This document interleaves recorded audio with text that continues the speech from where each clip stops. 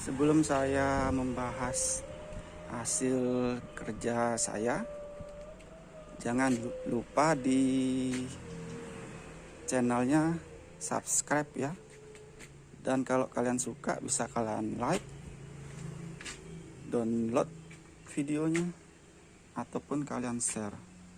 Tapi sebelum itu kalian harus lihat hasilnya sebelum jadi. Ini buat pertimbangan kalian yang baru mau pingin modif motor, dan apa saja yang harus diganti dan apa saja yang harus dikerjakan. Simak baik-baik videonya. Honda Karisma modif Honda C70 atau bisa disebut juga dengan Citul. Masih nunggu antrian, mau dicat total biar ganteng.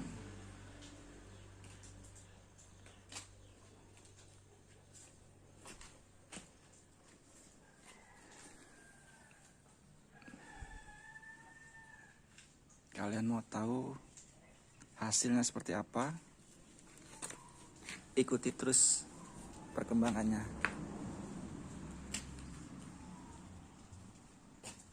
Tentunya di video saya selanjutnya.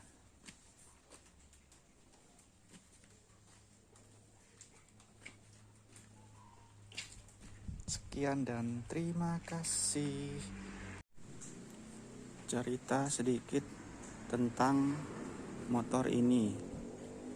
Motor ini aslinya Honda Karisma, cuma dimodif menjadi Honda C70 atau banyak orang sebut dengan nama motor Citul. Tapi ini bukan hasil modif-modifan saya. Cuma kemarin pas mau bongkar, melakukan proses pengecetan, ternyata ini belum layak untuk dicat. Kenapa saya bilang tidak layak untuk dicat? Karena masih banyak PR yang harus dibenerin. Yang pertama, kabel koplingnya nyentuh bodi motor. Jika dipaksakan untuk dilakukan pengecetan, otomatis cat baru akan terkena gesekan kabel kopling dan mengakibatkan cat yang baru akan rusak atau terkelupas. Disebabkan bagian ini terlalu ngepres.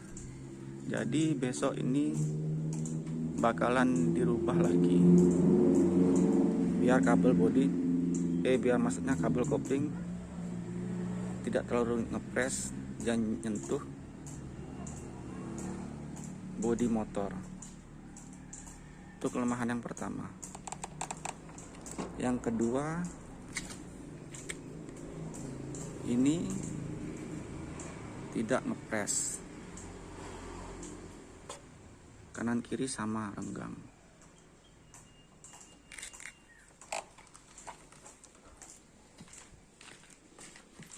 Dan yang ketiga, sayapnya miring.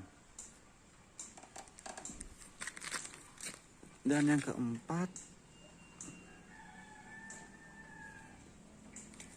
ini potong-potongannya nggak mau rapi, nggak mau bagus, nggak mau rata. Jadi harus dibenerin ulang.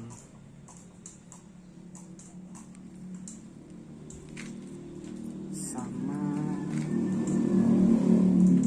ratingnya juga terlalu mepet sama bodi.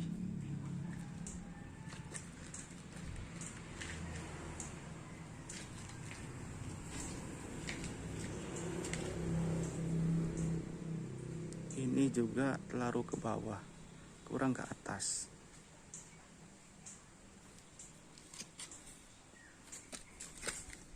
bagian dalam kabel bodinya tidak ada pegangan, jadi gelantungan.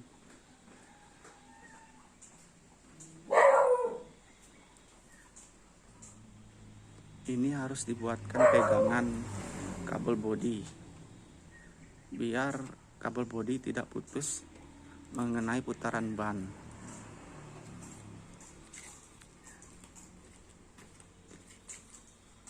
Dan lampu belakangnya juga miring, tidak lurus.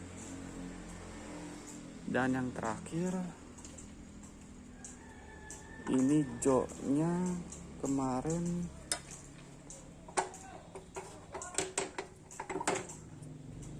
goyang kanan kiri, tidak mau posisi diem. Jadi jika motor ini catnya sudah bagus tapi joknya tidak dibenerin, otomatis joknya akan mengenai bodi motor dan menyebabkan cat barunya bisa rusak. Aslinya di sini kuncian joknya, cuma kemarin ini udah rusak. Sama kalau dipaksakan dipasang juga atau dibenerin, sama juga joknya nggak mau diem. Jadi ini saya buat dudukan kancingan biar dia mau diem, tapi ini belum selesai, baru mal saja. Jadi itulah PR yang masih banyak harus dibenerin. Kalau udah siap semua, udah benar, baru bisa dilakukan pembongkaran untuk proses pengecetan. Dan kalian mau tahu hasilnya seperti apa, terus saja ikutin video selanjutnya.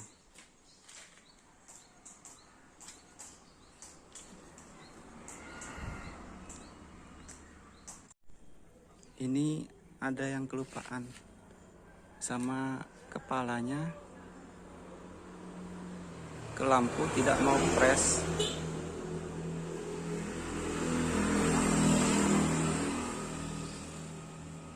Jadi harus dibenerin dulu, baru bisa dilakukan proses pengecetan.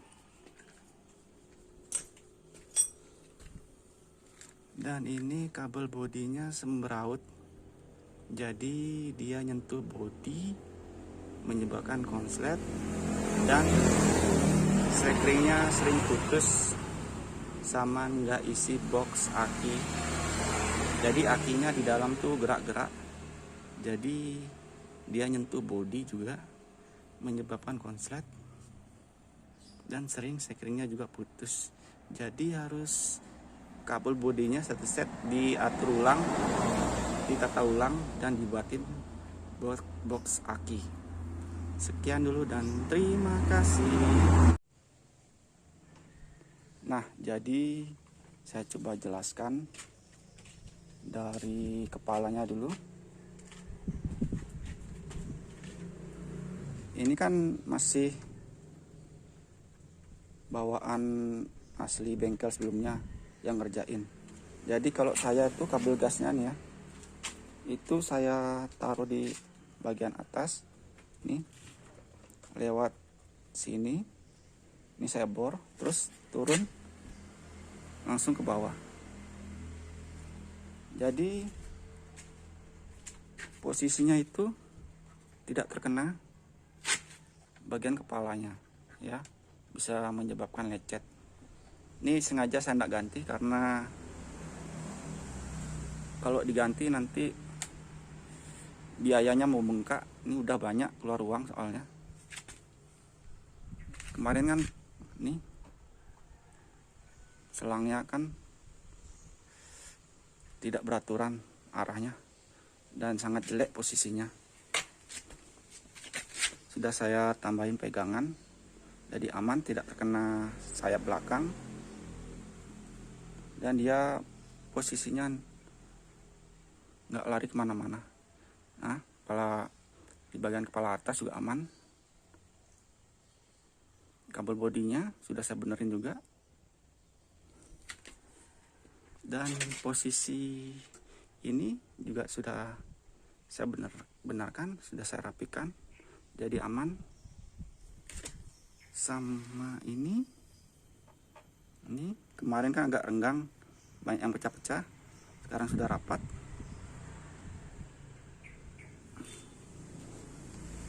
Saya akan perlihatkan kanan kirinya juga. Ini aman. Dan posisi ratingnya kan kemarin di sini dia. Jadi posisinya kena kepala sama kabel kopling. Jadi kabel kopling sudah saya ganti biar nekuk ke bawah. Kemarin kan lurus ke sini kena kepalanya. Ini sudah saya ganti satu set. Dan jaraknya pun aman bila digoyangkan kanan kiri.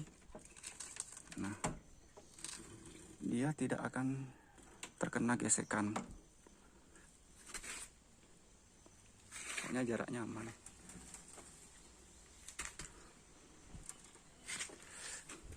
Jadi ratingnya, posisinya ini kan baut spion, dudukan rumah spionnya.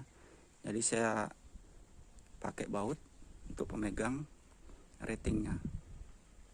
Jadi untuk spion udah ada di sini, di koplingnya, sama ini kanan kiri, sama di remnya juga.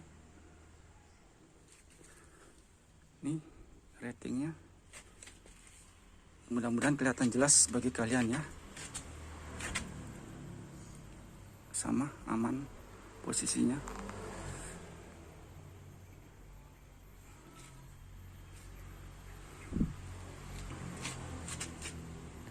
Dan ini kemarin kan agak penarik kabel koplingnya kan agak panjang, hampir kena bodi. Ini sudah saya potong, saya pendekkan. Terus saya kasih kancingan yang lebih paten, lebih kuat.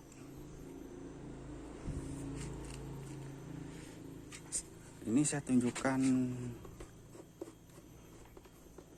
sudah saya buatkan box aki. Ini saya cepat-cepat buat video ya, biar durasinya tidak panjang, kepanjangan, biar gampang uploadnya di YouTube.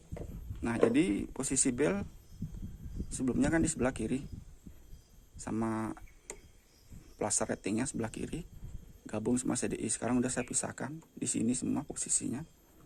Dan ini sudah saya ganti dengan plat yang lebih bagus, jadi tidak gampang patah. Ini posisi box akinya.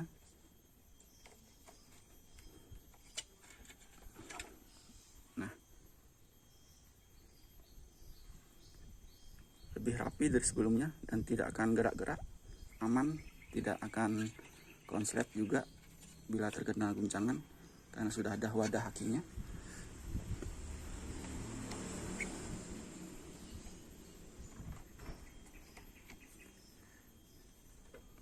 Saya coba tutup kembali.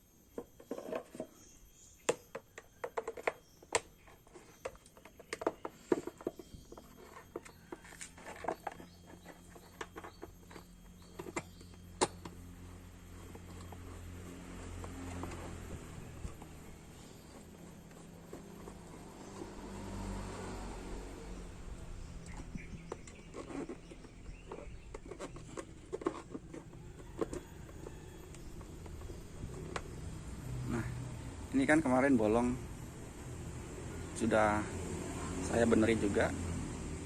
Sama posisi kabel gas yang di sini sudah saya buatkan dudukan.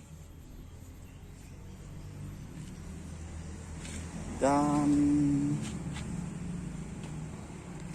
contoh sadelnya juga sudah saya buatkan yang baru, dudukan yang baru. Sebentar.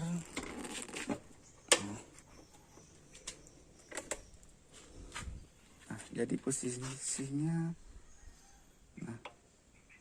aman. Ini saya buat seperti model Vespa klasik.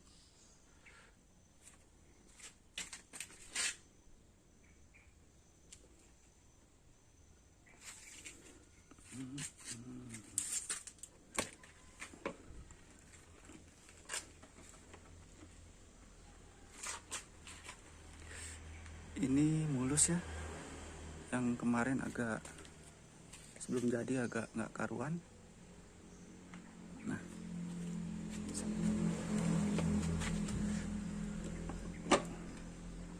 coba tutup. Nah,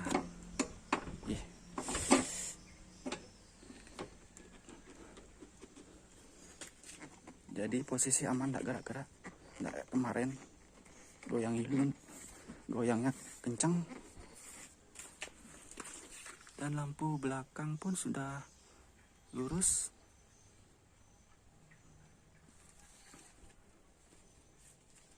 Sebenarnya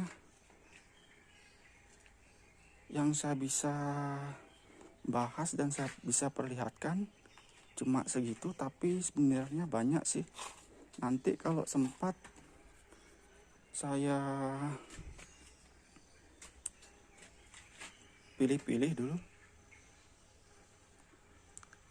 istilahnya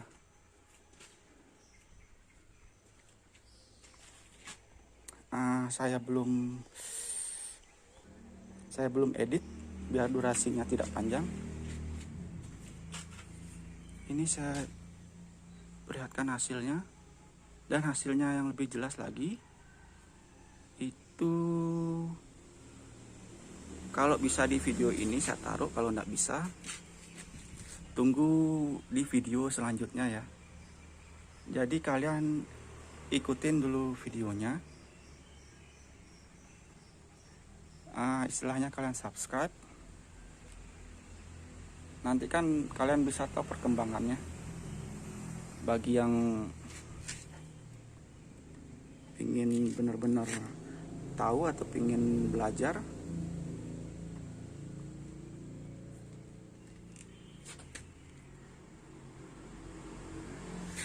saya perlihatkan lagi biar lebih jelas.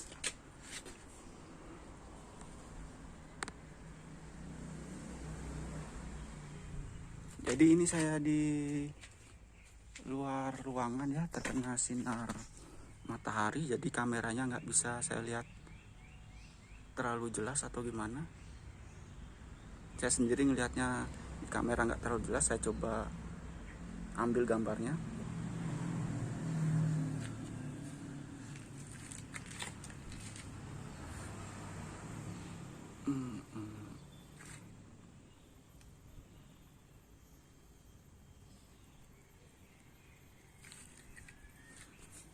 Oh iya, ini kontaknya kan sebelumnya di belakang, terus agak berantakan.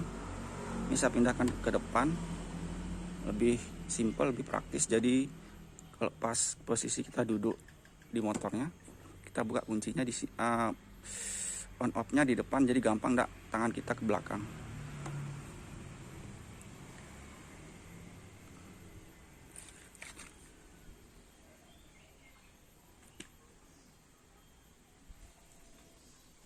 Dan saya coba hidupkan, ini belum dapat hidup dari tadi ya.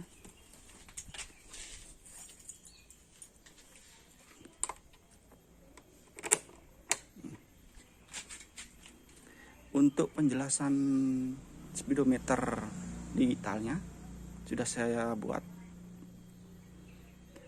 nanti kalian tinggal tunggu video selanjutnya.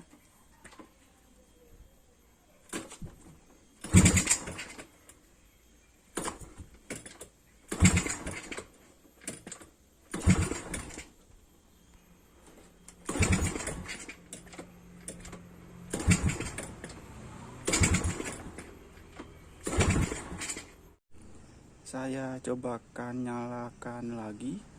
Ini tadi minyaknya belum turun ke karbu, jadi nggak lancar. Sudah saya benerin.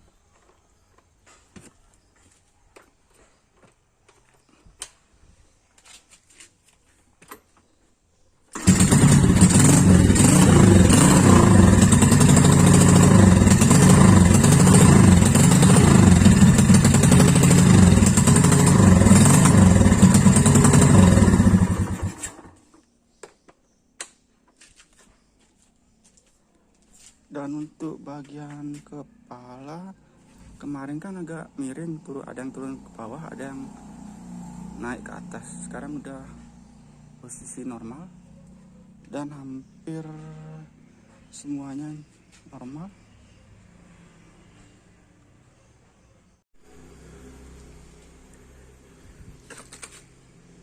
Yang ini sudah lurus, sudah benar. Nanti teknik cara motongnya saya ajarkan, jadi kalian ikutin saja video-video saya, jangan sampai ketinggalan cara belajarnya atau tekniknya nanti.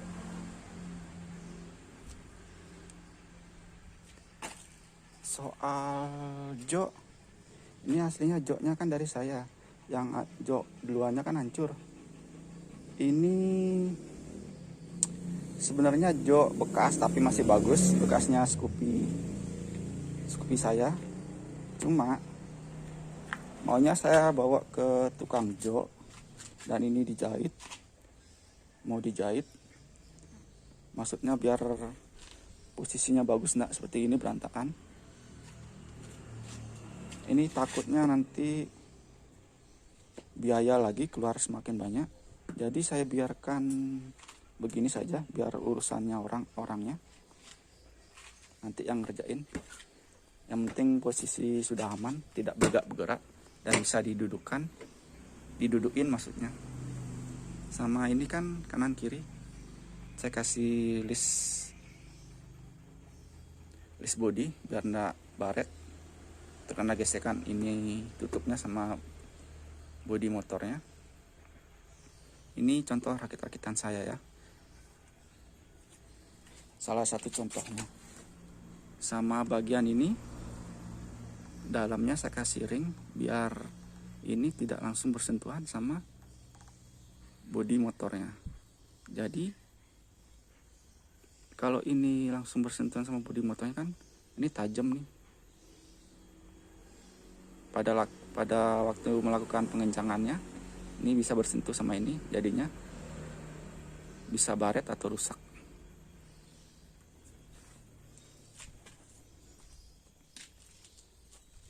Habis ini saya akan tunjukkan motor ini dari awal, dari belum jadi sampai jadi. Itu yang saya bilang tadi, biar kalian itu yang pengen modif tahu bakal habis berapa saja, budget yang akan dikeluarkan, biar kalian tidak kaget. Dan lagi satu, jangan hanya ngoceh saja pingin motornya cepat, padahal antriannya itu belakang minta diduluanin, tidak tahu motornya itu parah, banyak yang dikerjakan. Jadi langsung lihat aja sebelum jadi hasilnya seperti ini, prosesnya maksudnya.